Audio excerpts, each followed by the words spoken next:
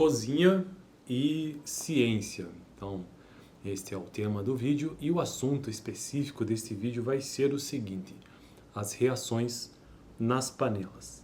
Olha só, eu estou construindo uma playlist aqui no canal que eu estou gostando bastante de construir, inclusive, que é sobre ciência e cozinha. Ciência e cozinha. E o livro, o texto base que eu estou utilizando é este aqui, ó.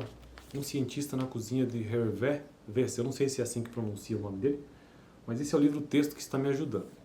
Estou gostando bastante. Estou bem no iniciozinho do livro, inclusive bem na introdução. Então hoje as reações nas panelas. Vamos ver o que o texto tem a nos dizer sobre isso.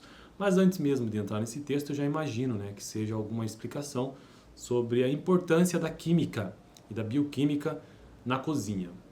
E a gente ouve falar pouco sobre isso, Então vamos lá. Considerando aquilo que não será objeto deste livro, vejamos o seu tema central: a ciência e a cozinha.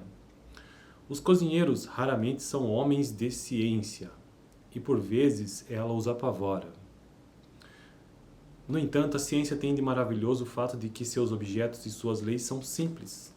Salvo alguns exploradores da constituição da matéria, ela só pede que admitamos que nosso universo é composto de moléculas, elas mesmas constituídas de átomos. Então nós temos moléculas e átomos, o conjunto de átomos formam moléculas. Isto nós sabemos desde os tempos do colégio.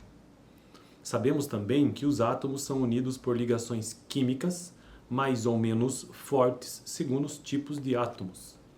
Entre os átomos de uma mesma molécula, essas forças geralmente são fortes, mas entre duas moléculas vizinhas são fracas. Frequentemente, quando esquentamos com moderação um corpo, só rompemos as forças que se exercem entre as moléculas vizinhas.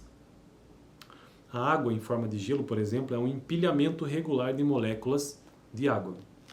E aí tem um desenho aqui com uma cadeia de moléculas, Cadeia química aqui de moléculas de H2O. H2O porque são dois átomos de hidrogênio e um de oxigênio. H é 2O. Na estrutura molecular ali tem dois Hs e um O. Quando esquentamos o gelo, a energia que fornecemos basta para romper as ligações entre as moléculas de água e para produzir um líquido em que as moléculas, embora formando uma massa coerente, se deslocam umas em relação às outras. Todavia, no líquido assim formado, as moléculas não se transformam. As moléculas de água, da água líquida, são idênticas às moléculas de água do gelo. Depois, quando aquecemos acima de 100 graus, a água se evapora. A energia fornecida é suficiente para vencer as forças de coesão entre as moléculas de água. E aí aqui tem outras ilustrações mostrando moléculas somente de oxigênio evaporando, moléculas de nitrogênio evaporando e coisas assim, e aí as moléculas de H2O permanecendo na panela. Lembrando, o título do vídeo de hoje é as reações nas panelas. Vamos lá. No entanto, em cada molécula, o átomo de oxigênio ainda continua ligado a dois átomos de hidrogênio. Esse tipo de transformação é de natureza física e não química. A molécula de água continua sendo uma molécula de água. O que o cozinheiro... E aqui vem a parte interessante agora, voltando à cozinha, O que o cozinheiro não deve esquecer, porém, é que o excesso de aquecimento pode provocar reações químicas. Inclusive isso aconteceu ontem comigo, porque eu preparo aqui no canal, quem acompanha o canal sabe que tem um preparo por semana que é algo que eu consigo fazer. E ontem eu preparei molho 4 queijos, que vai sair... Deixa eu ver. Bom, esse vídeo que eu estou gravando aqui está indo ao ar na mesma semana que o molho 4 queijos também. Então, este vídeo aqui é o de sexta-feira. Então, o molho 4 queijos saiu na segunda-feira. Esse molho 4 queijos, para quem assistiu, percebeu que em certo momento eu realmente parei de aquecer o molho porque estava acontecendo um negócio estranho ali e eu não sabia exatamente o que.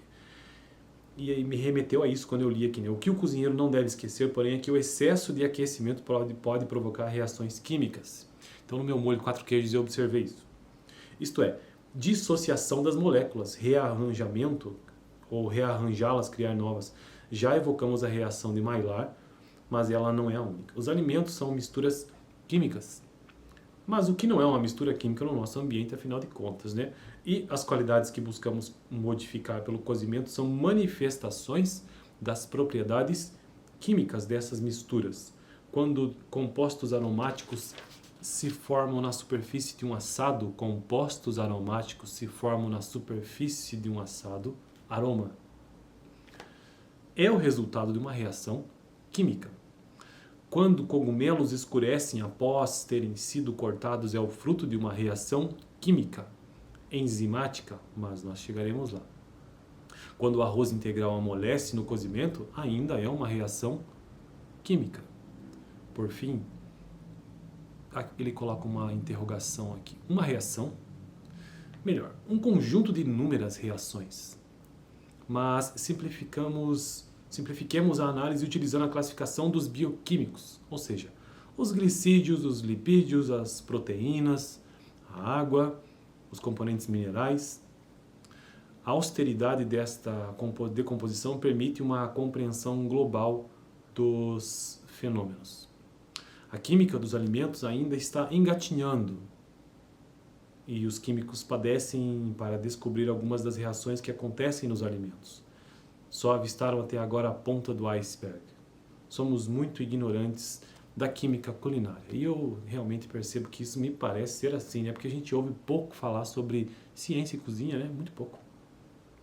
Enfim, este foi o vídeo de hoje sobre as reações das panelas. Você já tinha pensado sobre esse ponto de vista de que tudo é uma reação química, mesmo na cozinha, que todo o seu preparo, seja um molho, uma carne, uma massa, uma pizza, que é uma massa, ou qualquer outra coisa que você faça, uma bebida, na cozinha sempre o que está acontecendo ali é uma reação química, como tudo na vida, na verdade, né? Mas talvez se a gente entender um pouco melhor sobre essas reações químicas na cozinha, quem sabe a gente não consegue cozinhar melhor, né? Que é o meu objetivo aqui no canal, inclusive. Beleza, eu fico por aqui. No próximo vídeo quero tratar sobre um outro assunto dentro do tema de ciência e cozinha, que é gastronomia universal. Para daí então finalizarmos, né, o capítulo sobre a cozinha e a ciência, o capítulo introdutório desta playlist de cozinha e ciência. Fico por aqui, valeu, até semana que vem. Tem vídeo toda sexta-feira sobre cozinha e ciência.